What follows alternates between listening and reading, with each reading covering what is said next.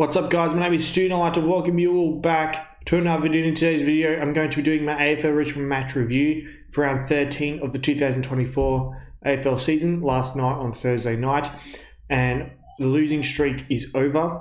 We have defeated the Adelaide Crows. Final score 12-7-79 to 10-11-71.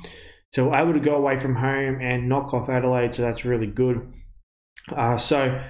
We started the game off pretty well. We kicked the first 2 goals, and then I believe we were up 4 goals to 2 in the second quarter before Adelaide bounced back and were able to get in front in the third quarter.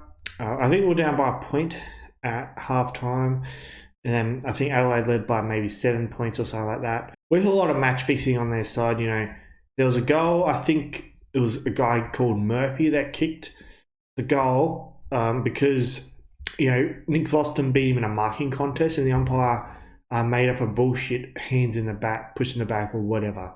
When Nick Vlosten, he never pushed him in the back, he just simply won the marking contest.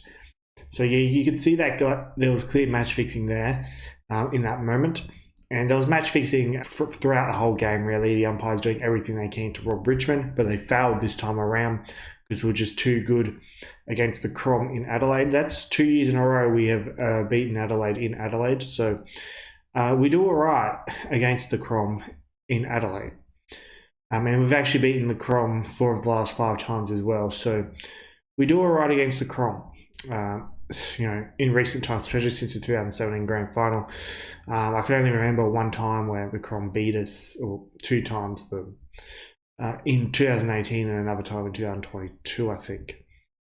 That's the only time I remember the Crom beating us since the 2017 grand final. But yeah, in the third quarter, we started to kick away. We got ourselves in front, and we got ourselves 22 points in front.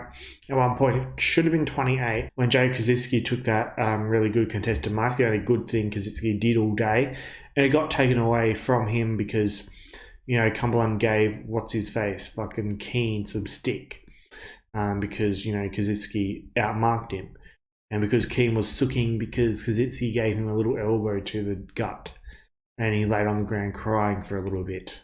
What a sook Keane is, seriously. But yeah, it should have been 28 points, but it didn't really matter in the end. Then in the last quarter, Adelaide kicked 2 quick ones to start off the last quarter, but we were able to kick another one to steady the ship a bit. And yeah, only 1 more goal was kicked throughout that game. That was from that debutant. Late-ish, I think 6 minutes to go, but then we were able to hold on for the rest of the game after that.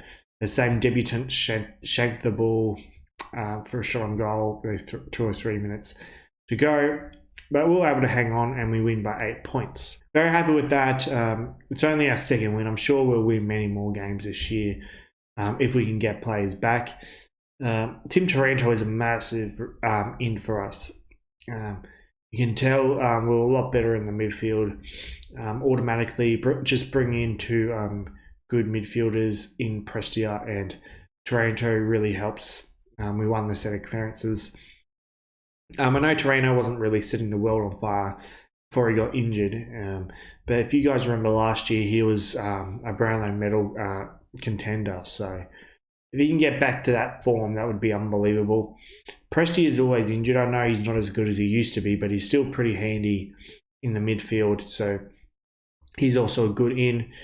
And we're getting Dusty back next week for his 300th, obviously. I really do hope I'm going to be able to go to that game. I really want to go to that game. It's just whether or not I can or not. I'm going to try my best to go to the game next week against the Hawks. Dusty's 300th. It's just something that I just really do not want to miss out on, especially if we can get the win, which I think we will, to be honest. And not only that, I'm pretty sure Tom Lynch might be coming back next week, so that's some really good news as well for us. Tom Lynch back, that'll be good. Hopefully he can have a good run at it. With Tom Lynch back, we should start winning some games. The problem is the season's already over, so it's is there any point? Should we just tank and finish bottom 4 to get a good draft pick, or do we just try and get as many wins as we can just to make the season look a bit more respectable.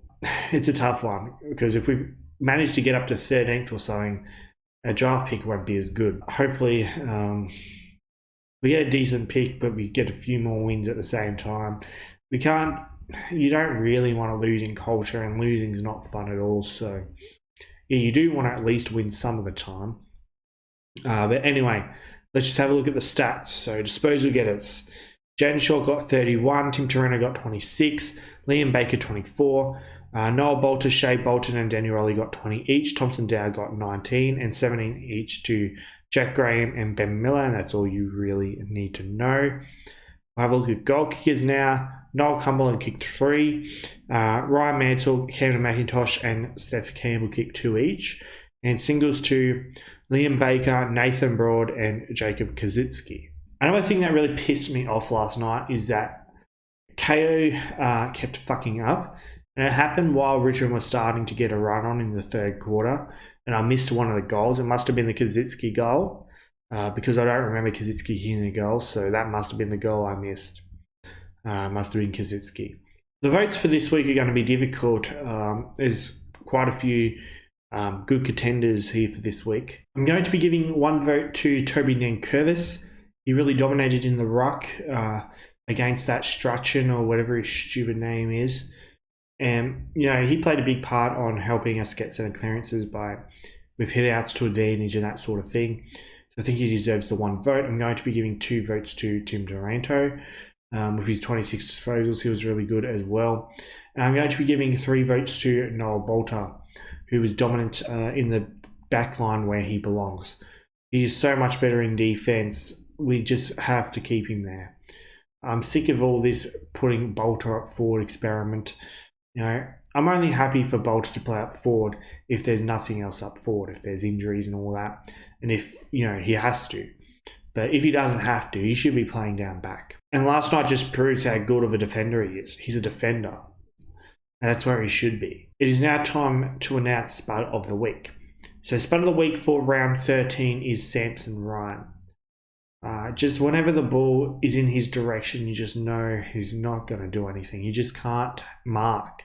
He can't take a mark. He's 208 centimeters tall or something, but he can't take an overhead mark.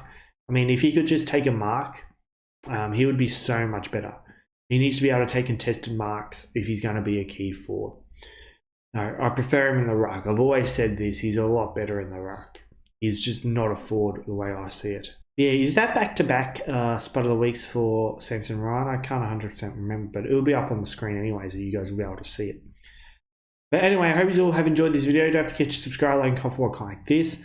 Hopefully, I'll be attending the Richmond versus Hawthorn game next Saturday, Twilight. Be sure to become a channel member. Just click the join button next to my name. Also, be sure to subscribe to my premium member, Sean Ducks. Link to his channel is in the description. Also, be sure to subscribe to my other YouTube channels. My backup channel, Stoody TV, and my second YouTube channel, Stoody Archives. Links to both of those will be in the description. Also, be sure to join my Discord server, Useful Australian Sports Community. Link to that is also in the description. Also, be sure to follow me on my other social media accounts. I have Instagram, I have Twitter, and I also have TikTok. The username for all of those is StoodyYT, and links to all of those will also be in the description. I hope you have a good day, and I'll see you all in the next video.